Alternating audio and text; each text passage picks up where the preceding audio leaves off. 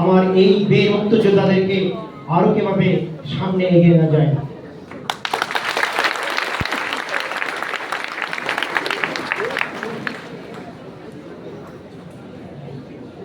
আসসালামু আলাইকুম। উপস্থিত সবাইকে সালাম এবং শুভেচ্ছা জানাচ্ছি। আসলে এই ধরনের অনুষ্ঠানে যেখানে একজন শহীদের পরিবার উপস্থিত, আমরা একজন শহীদকে স্মরণ করতে এসেছি, সেখানে কথা বলাটা অনেক বেশি কষ্টকর। আমরা এখনো আসলে কিন্তু সেই জুলাইয়ের স্মৃতিতেই কিন্তু আছি। সেই যে আন্দোলনের দিনগুলো, আমাদের রক্তাক্ত দিনগুলো, সেই দিনগুলো কিন্তু আমাদের, আমি জানি প্রত্যেককে তাড়া করে বেড়ায়। প্রত্যেকেরই আলাদা আলাদা গল্প আছে, আলাদা আলাদা স্মৃতি আছে, আলাদা আলাদা লড়াই রয়েছে। আমরা এখনো সেই সবার গল্পগুলো হয়তো একত্রিত করতে পারিনি।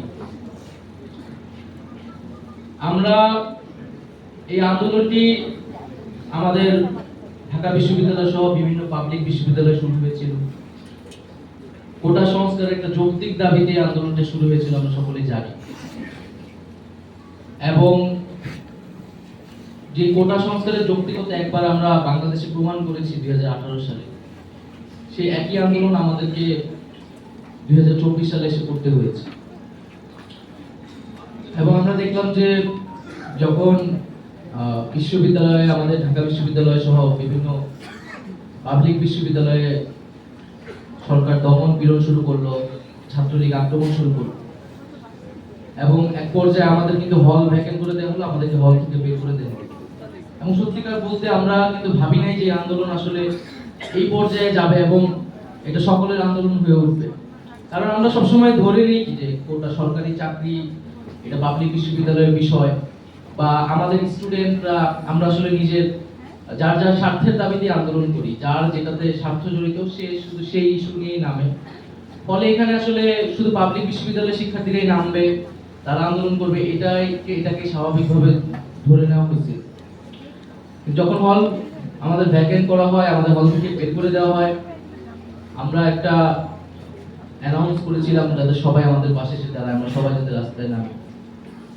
আমরা কখনো ভাবি নাই যে সত্যিকার অর্থে ঢাকার রাজপথ সেদিন সব স্টুডেন্টদের, ছাত্রদের দখলে তারা নিয়ে নেবে। এবং কার্যত এই আন্দোলন 17 তারিখের পরে এই আন্দোলন ছিল মূলত প্রাইভেট বিশ্ববিদ্যালয় এবং ঢাকার সাধারণ মানুষদের নিয়ন্ত্রণে। এবং আমরা আসিফের কথা জানি, এরকম আরো শত শত আমরা শহীদের কথা জানি। আজকে এই অনুষ্ঠানে আমরা সকলেই আছি, বিশ্ববিদ্যালয়ের শিক্ষকেরা আছেন, প্রশাসন আছেন, কর্তৃপক্ষ আছেন, আসিফের বাবা মাও আছেন, শুধু আসিফ নেই। এবং আসিফের মায়ের সাথে, বোনের সাথে কথা বলছিলাম, তারা বলছিলেন যে আন্দোলনের সময়গুলোতে তারা কিভাবে আসিফকে সতর্কতা করতেন, আন্দোলনে যেতে মানা করতেন, নিরাপদে থাকতে বলতেন। আমার মনে পড়ছিল আমার মায়ের কথা।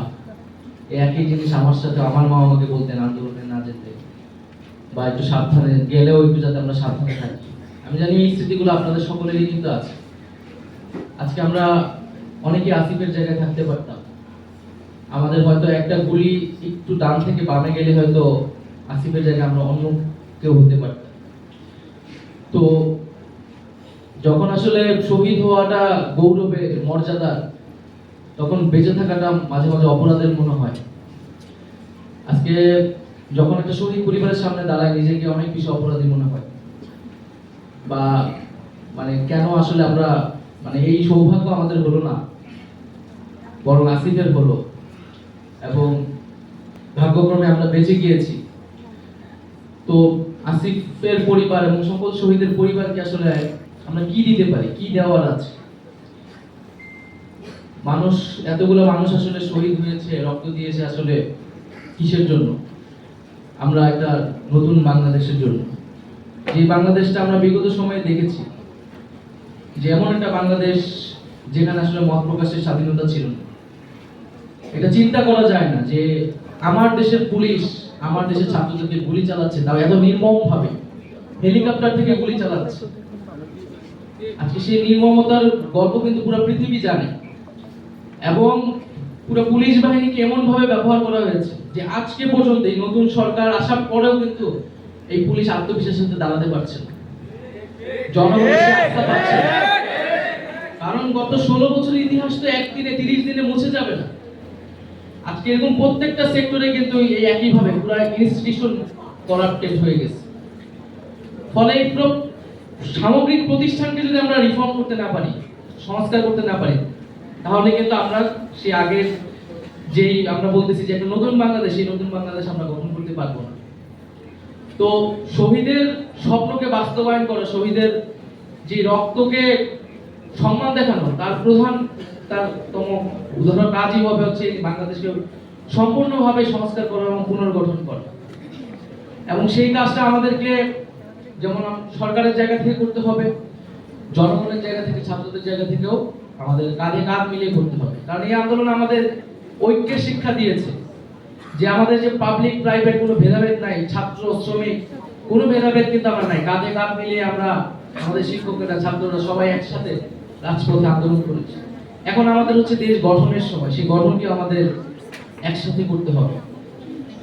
প্রাইভেট পাবলিক বিশ্ববিদ্যালয় নিয়ে দুটি কথা বলা হয় যে মানে থিওরিটিক্যালি আমরা ধরে নিই পাবলিক বিশ্ববিদ্যালয় আসলে জনগণের টাকায় পরিচালিত হয়, ফলে পাবলিক বিশ্ববিদ্যালয় আসলে রাষ্ট্র এবং জনগণ কেন্দ্রিক হবে। তাই পাবলিক বিশ্ববিদ্যালয়ে স্টুডেন্টদের বা টিচারদের এক ধরনের দায়বদ্ধতা থাকে জনগণের প্রতি, সমাজের প্রতি।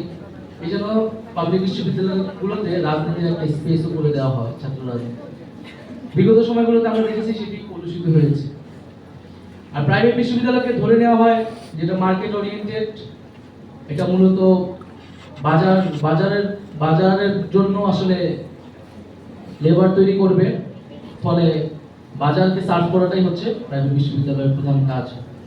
তো আমরা এই আন্দোলনে দেখেছি যে আসলে সমাজের প্রতি, রাষ্ট্রের প্রতি দায়বদ্ধতা থাকাটা প্রত্যেকটা নাগরিক, প্রত্যেকটা ছাত্রেরই আসলে কর্তব্য।